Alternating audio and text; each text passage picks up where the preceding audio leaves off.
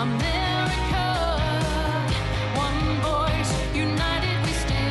want to talk, this is Father's Day, and so truly happy Father's Day to everyone out there, and you are very blessed if you've had a dad influence your life and be part of your life and be part of your children's lives, and so it's a wonderful thing that we in America choose to celebrate Father's Day. Well, I just want to take a moment and talk about something that's actually not American, but I'm going to tie it back to what things are happening in America. There's a very important vote coming up in England, in Britain, this coming week, June 23rd.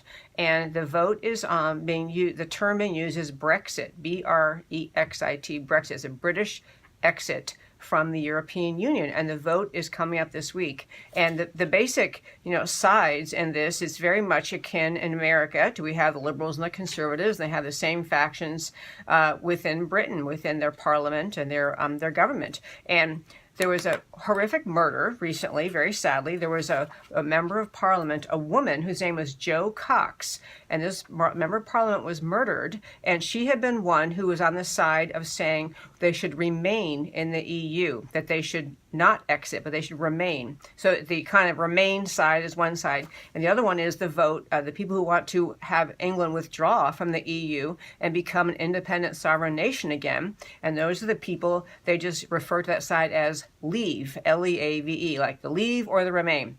But what really is important about this battle in England, and it ties to America, is this. What the people in England who want to leave the EU are saying is that the EU is imposing on England, it's taking away from England's national identity, England's national sovereignty, and it is imposing on England the idea that England must accept immigration policies and other policies dictated by this EU, which is I meant to look before I came to about how many countries are part of the EU, but it's a very large organization, and it is numerous member countries in Europe, and they came together to try to have economic strength, to have trade strength, and so that was kind of it was set as a signal that they would have more of an equal trading power. 50 countries, yeah, Chris is here, I looked at 50 countries, equal trading power with some of the bigger countries in the world. But the trade-off was the member countries lost sovereignty. And now, in the middle of the worldwide crisis of Islamic immigration and Islamic refugees flooding into England, a lot of people in England are saying, hey, wait a minute, this doesn't work with us. This is not working well here. Immigration, just immigration broadly speaking, is dictated more or less by the EU. And so people in England are saying, wait a minute, what happened to our country? What happened to our values as a country? What happened to our protection of our citizens?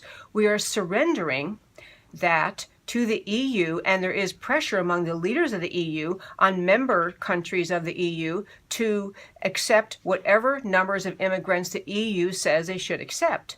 And England is watching what happened in Paris, what happened in Brussels, well, frankly, what happened in San Bernardino and Orlando and Boston, watching the violence spreading around the world being caused by Islamic ideology, and saying, you know what, we should get to decide in England how many immigrants to take and where we place them and how we treat them. We just can't surrender our sovereignty.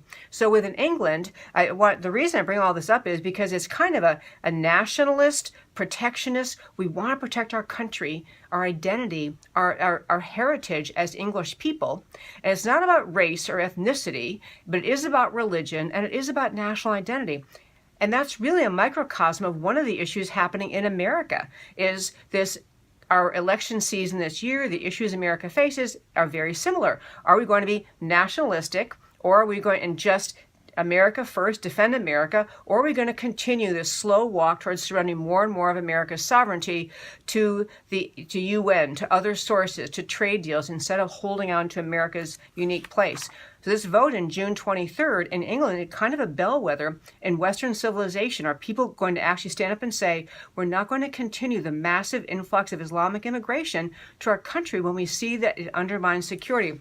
And consistent with what happens in America, the New York Times recently, that left-wing newspaper, weighed in and said essentially that the people who are supporting the Leave, the people who want to pull out of the EU, they use the kind of dog whistle signals they always use, talking about, well, you know, this is a little bit, the tone of the Brexit campaign is making violence inevitable.